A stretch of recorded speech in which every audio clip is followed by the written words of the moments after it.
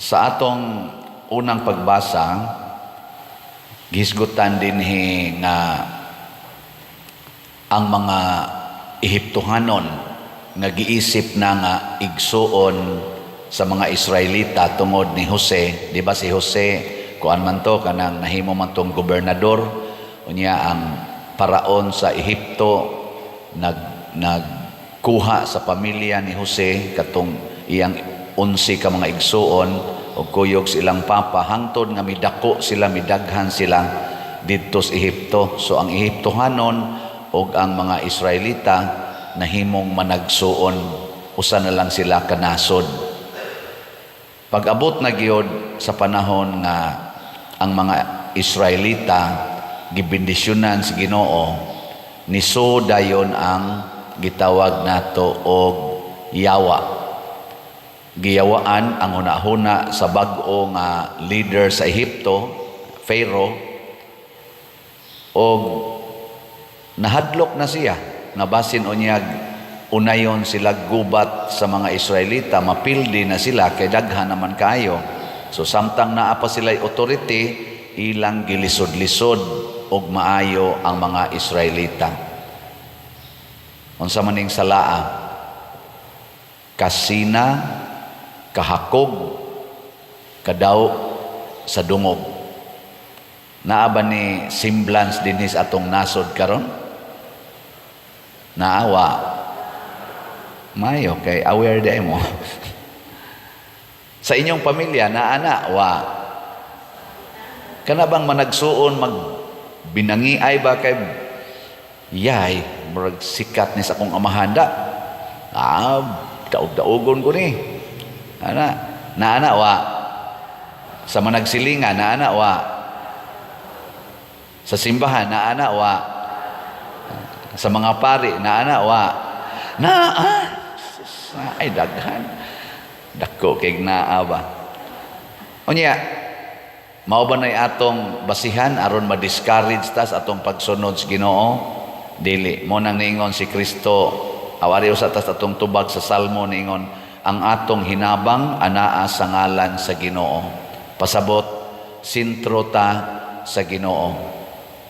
Mo nang pag-abot na ni Kristo, natawo na siya, ang iyag yung giingon sa iyang mga tinun-an, ayaw mo paghuna-huna nga ang akong gidala kalinaw, ang akong gidala espada, magkabahin-bahin, magkabangi gyud ang katawhan. Sa philosophy, doon na nagyoy two forces in the world nga constantly in contrast o kanang naggubat gini sila. Kinsa man ang evil ug ang good. Ug naa kas evil, masuko kas good. Ug naa kas good, unsa man? Magantos kas evil. Ang evil masuko sa good, ang good muantos sa evil. Sa team Marcos o sa team Duterte karon, kinsa ka nilay good o kinsa nilay evil? Mailhan na nimo, kadtong nagantos o gipaantos, mautoy good or duol-duol sa good. Kadtong di gustong muantos, magpahayahay gyud, nya mo paantos sa uban, mautoy evil. Guess who? Mao na sa atong pamilya, naamasad na ang presence sa evil o sa good. Magkabangi gyud mo dias pamilya matud pang Kristo, ang imong pinaka ngilad nga kanana ang labing ngilad mong kaaway naa na sa inyong pamilya. Mo nang niingon si Kristo, higugmaon gay nimong imong pamilya, imong bana, asawa, anak, ginikanan, labaw kanako. Di jud kaangay nako kay si Kristo is absolute good man siya. Absolute good. Unya kun ato na siya ganing isalikway tungod kay nahigugma na ta sa tao nga atong kuyog sa kinabuhi, awa na evil na ta kay gisalikway man nato ang absolute good. Gilingi ay mong tupad. Ingna good ka? Ingna good? Kanang magpakolor ka sa imong buhok, good ka o evil? Ato lang ginagmay evaluation ba? Kanang mongiskis ka skilay nya imong badlisan, good ka o evil? Basig imong gisalikway kay si Kristo baya nahimo siyang good because He is also truth. He is truth. Nya kung kuluran nimo imong buhok, truth pa na ang imong giapas o lies. Nahimos ang evil ang yawa tungod kay Prince of Lies, pamakak. Ug imo na nang badlis-badlisan imong kilay, truth pa na. Huy, tubag. Gamit ka ng kondom. Kunuhay, naminti ninyo kay inyong anak, duhar gyud ka buok pero nagpalaygit day ka, nagkondom day ka, nagpills day ka, kamatuoran day na. Nag-abortion pa ka. Labing kunuhay kay mo, inagbayay gyud, pinangga kay nimo nya, kabit ra day na nimo, good pa na. Nagkahiusa gyud mo, wa gyud mo mag-away. Unya mutabang pa mo dinhi simbahan, unya gapuyo-puyo ra di ay mo. Unsa man na, good pa na, truth pa na. Hoy. Unya from time to time magbangga gining good ug ang evil. Unyag di ganay kaganahan mo antos, patay gyud ka.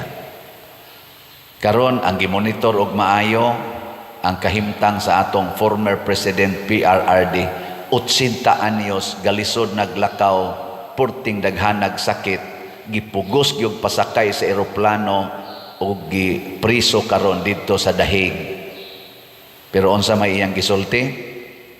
Ayaw ko ninyo huna-hunaa.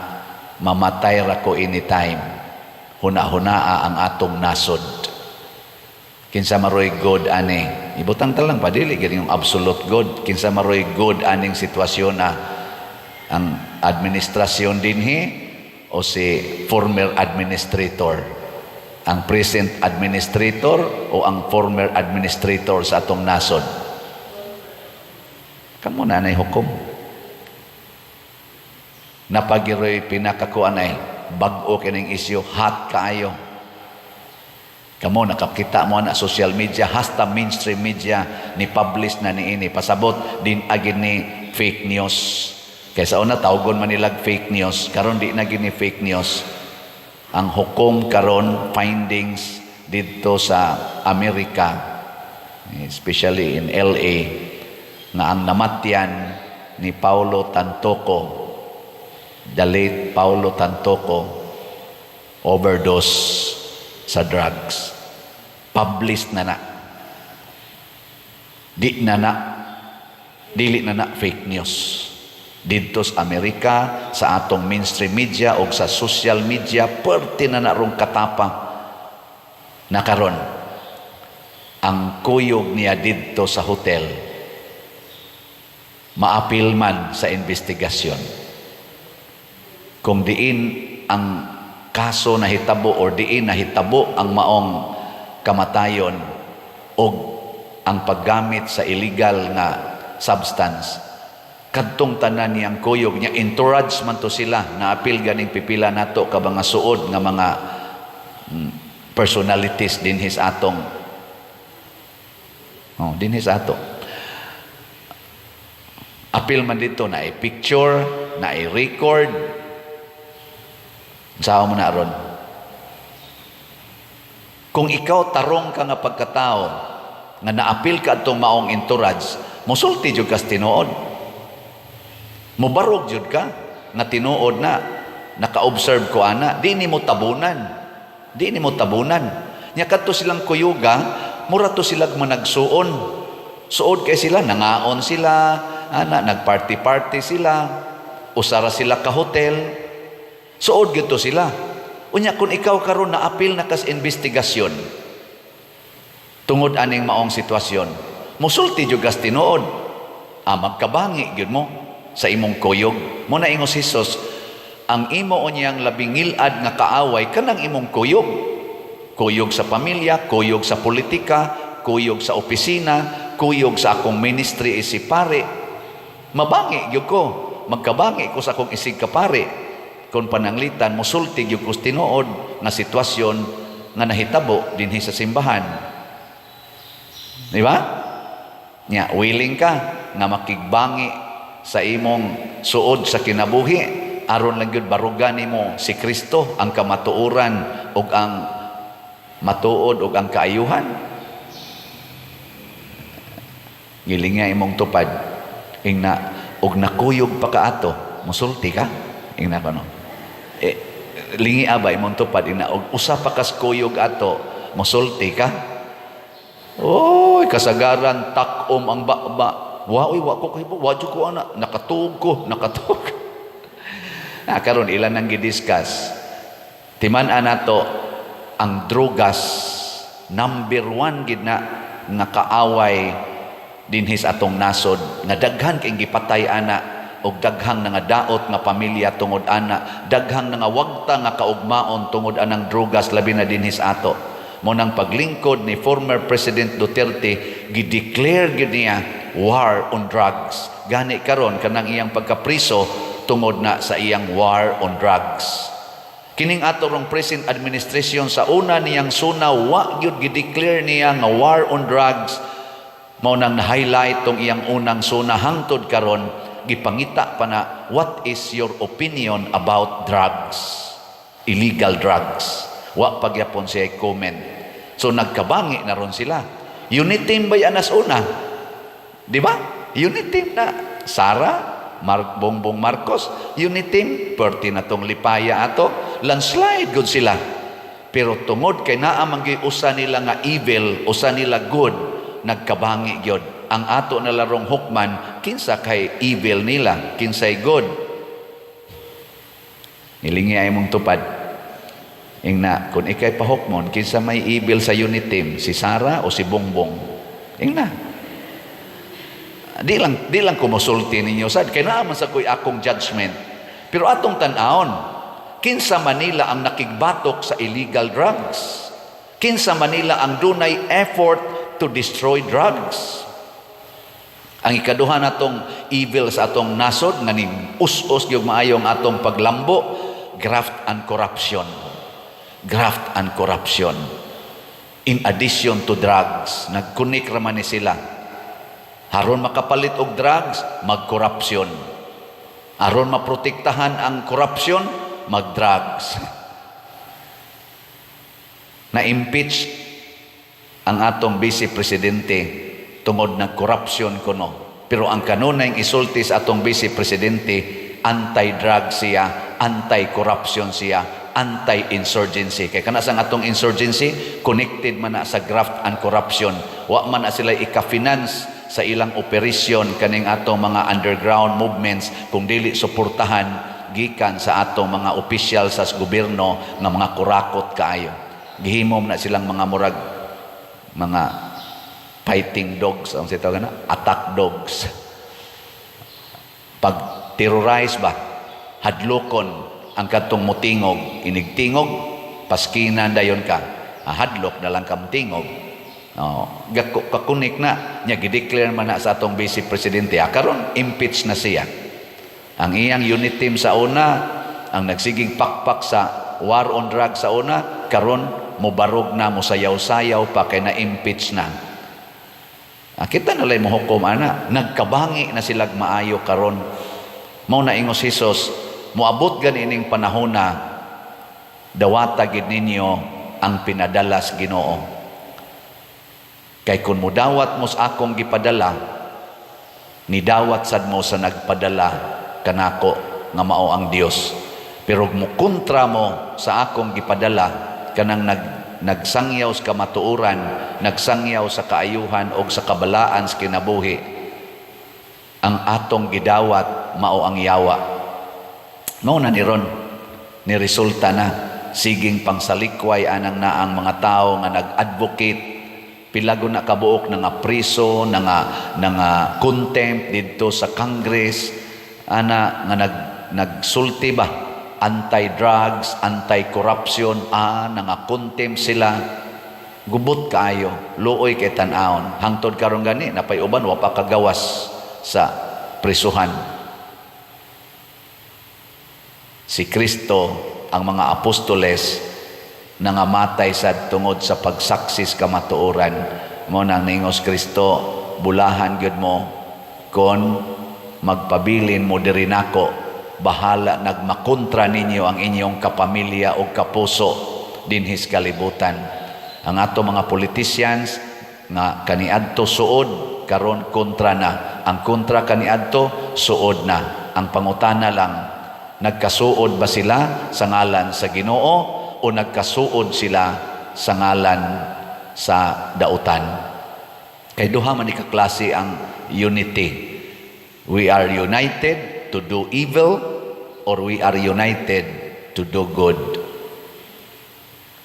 Kaning atong slot din unsa man ni evil, good. Kusga.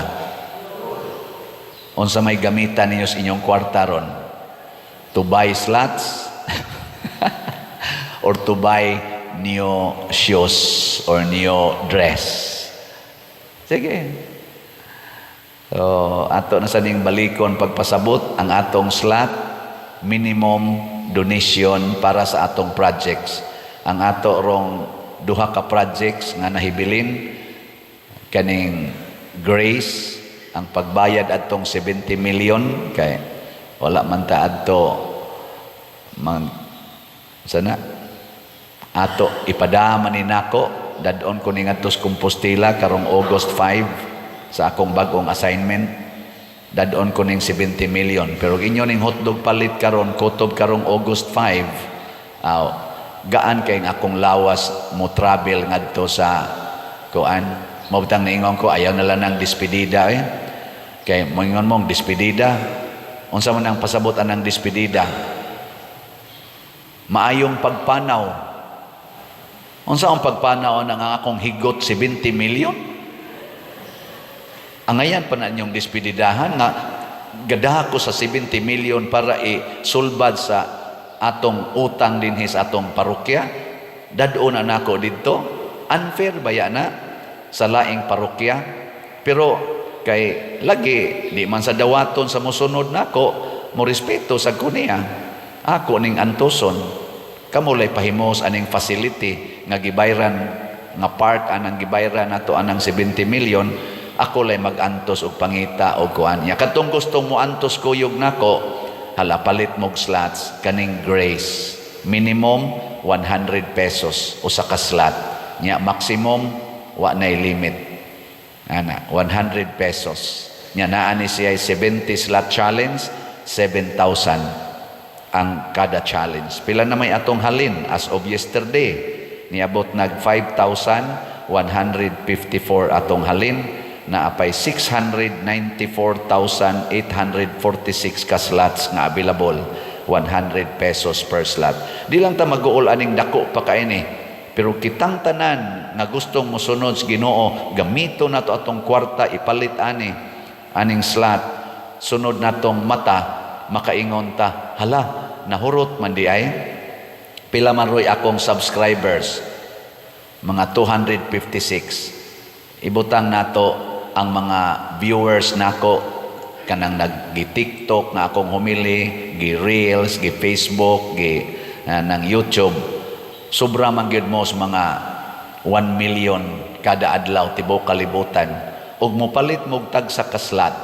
Ano bang maingon mo ba? Ay magpadadit ang Father Roy, usa lang kaslat, 100 pesos. 694 agod ni 1,000. Nya og ang 1 million mopalit og tag sa kaslat. Igkaugma, igmata nako, unsa may mahitabo? Uy, tubag mo hurot na. Pero lagi, kung mudawat mo sa akong gitanyag, nidawat sad mo nagpadala nako. Pero di mo mudawat ani, kaya ang inyong yung hunahuna, ipalit gini nako aning ako mga pangandoy nga mga butang, wa mo mudawat sa gitanya kay matod pagayng Kristo, bisag magpainom lang kag usa ka basong bugnaw tubig sa gipadalas Ginoo makadawat gyud kag ganti. Nya kaning mopalit mo usa ka slot 100 pesos, dili ra na equivalent sa usa ka basong bugnaw tubig oy.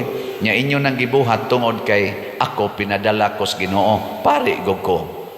Di ba? Ana ha, mura gini akong gilauman nga makasabot ta ana. Ako sad sige sa kog palit og slot. Di sad ko ninyo mabitin aning pagpalit og slot. Sugod pa adtong 2020 nga nagsugod kog baligyag slots, usa sad ko sa mga great buyers ani. Kay na masag ko'y akong kwarta sad kada semana, dupa-dupa. Nya kining atong para itukod og balay kaning Christ Transforming Union or CTUMM, ang atong halin ni abot nag 4,342, 2,658 na lang ang nahibilin, 100 pesos per slot. Nya do na sad ni 61 slot challenge nga tag 6,124 na sad ang atong nadawat ka challenges. So pakpakan na to ang atong namalit og slots. Salamat kayo. Kani paslat-slat lang ni. Gagmay ra ni 100 ra ni. Pero mura nig buy sa Hulmigas or buy sa Anay or buy sa Putyukan kanang bis. Ginagmay ra ilang dadon, ibutang dito, i-contribute, ginagmay hangtod mo bundo na ang ilang balay, hangtod dako na kay nang tawag ko na tog tabog sa Putyukan nga kuwao na nila tagsa na kabaldi ang hani nga makuha. Gikan atong ginagmay kaayo. Mo nang gitawag og bihalag ginagmay basta kanunay. Ana. Last na lang lingi sa imong tupad. Ingna kapila ka mo palit og slot kada semana. Ingna kapila man ka mo palit og slot kada semana. Nya moingon na siya kausa lang sa kana. It's good. Pero moingon gani ka kausa las usa ka tuig, murag questionable.